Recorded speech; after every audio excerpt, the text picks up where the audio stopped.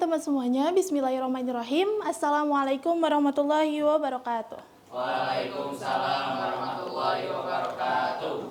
Jadi teman-teman sekalian, di sini saya dikasih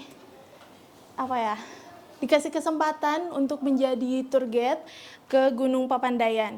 Sebelumnya teman-teman tahu nggak sih Gunung Papandayan di mana? Belum tahu. Belum tahu ya. Oke. Saya terlebih dahulu akan menjelaskan mengenai Gunung Papandayan. Jadi, Gunung Papandayan itu terkenal di Kota Garut, tepatnya di Kecamatan Cisurupan, dan gunung ini Gunung Apistaro, yang dimana ketinggiannya itu 2.665 meter di atas permukaan laut, dan Gunung Papandayan ini juga memiliki banyak daya tarik wisata, seperti halnya hutan mati, terus ada kawah mas, dan juga ladang edelweiss, dan juga kawah-kawah lainnya.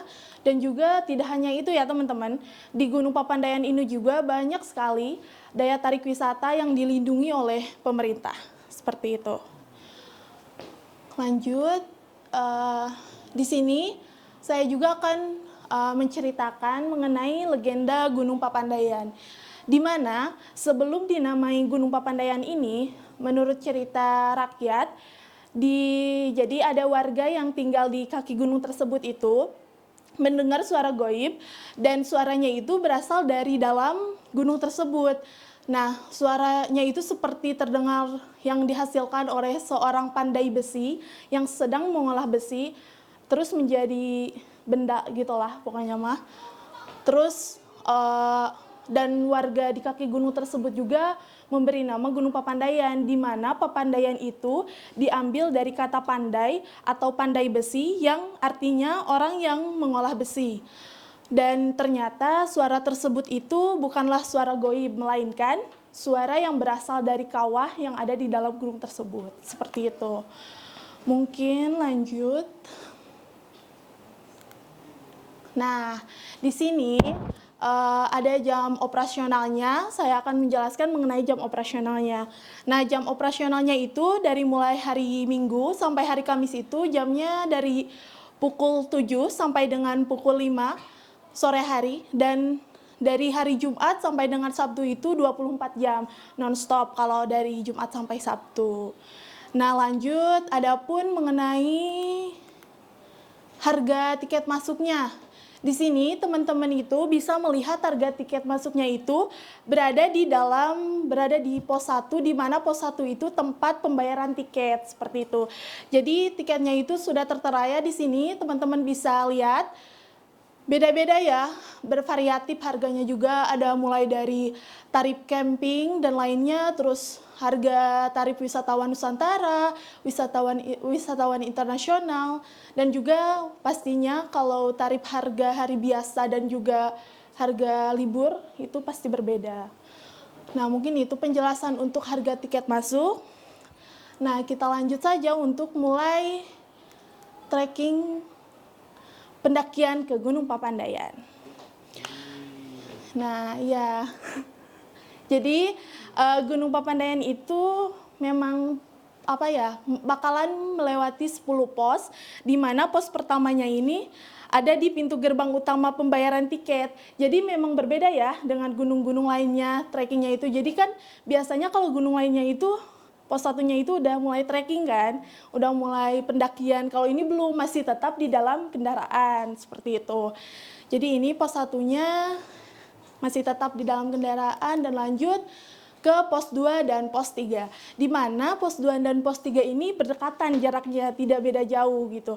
Kalau pos 2 ini kita di lokasi parkiran, kita belum turun ya, cuma lagi parkirin kendaraan, dan yang pos 3-nya itu pos untuk petugas security untuk melaporkan diri kalau kita mau pergi camping gitu. Supaya teridentifikasi juga kalau ada hal-hal yang tidak diinginkan gitu kan. Nah, lanjut ke pos 4. Di mana? Nah, disinilah kita akan mulai trek untuk pendakian ke Gunung Papandayan, pintu gerbang pendakian. Jadi di sini tuh sudah terlihat ya di gambar kalau jalannya itu masih aspal, belum bebatuan gitu ya, masih nyaman lah gitu buat jalan. Nah ini tuh pos keempat di Gunung Papandayan. Lanjut, pos 5 dan pos 6 itu area kawah. Kenapa? Apa sih namanya tuh? Sama ya, jadi berdekatan, sama hanya seperti tadi pos 2 dan pos 3 itu berdekatan posnya, di mana pos 5 dan 6 itu area kawah. Jadi di area kawah ini terdapat juga toilet. Jadi teman-teman gak khawatir kalau semisal teman-teman kebelet untuk ke kamar mandi dan lain sebagainya. Dan mungkin teman-teman juga di sini bisa beristirahat karena ada balai-balai buat beristirahat gitu. Lanjut. Di pos 7 ini, nah di sini ada persimpangan jalur ke hutan mati dan ke Goberhut. Di mana kalau kita pilih untuk ke jalur kiri itu, kita akan ke hutan mati. Dan kalau ke Goberhut itu, jadi saya jelaskan terlebih dahulu ya, kalau hutan mati itu biasanya orang-orang ke hutan mati itu untuk yang cuma bolak-balik gitu. Jadi kayak nggak berkemah di situ. Jadi itu cuma buat kayak ambil foto, karena tempatnya itu sangat bagus lah gitu buat foto-foto. Nanti saya tunjukkan fotonya. Dan yang ke Goberhut ini itu tuh tempat untuk persinggahan atau alternatif buat perkemahan seperti itu. Lanjut. Nah, ini pos 8 Goberhut. Jadi pos 8 ini yang saya tadi jelaskan, kalau Goberhut ini Goberhut ini tempat untuk alternatif apa ya? Perkempingan. Jadi kayak bisalah camping di sini, pasang tenda di sini, dan di sini juga teman-teman gak perlu khawatir kalau di sini tuh terdapat toilet dan juga warung-warung milik warga sekitar, dan pastinya harganya juga gak terlalu mahal ya, masih terjangkau seperti itu. Cuma trekkingnya itu kalau ke sini tuh agak apa ya, agak kayak nanti bakal ngelewati sungai kecil seperti itu. Jadi nah, lanjut. Ini pos 9. Nah, ini yang saya tadi bilang, hutan mati. Jadi di sini tuh bakalan bagus kalau foto-foto. Biasanya di sini tuh orang untuk ambil foto seperti itu. Dan ini tuh bekas erupsi pada tahun 2002. Ini hutan matinya. Nah, ini pos terakhir di mana ini tuh area camp, area Pondok Indah, Pondok Salada.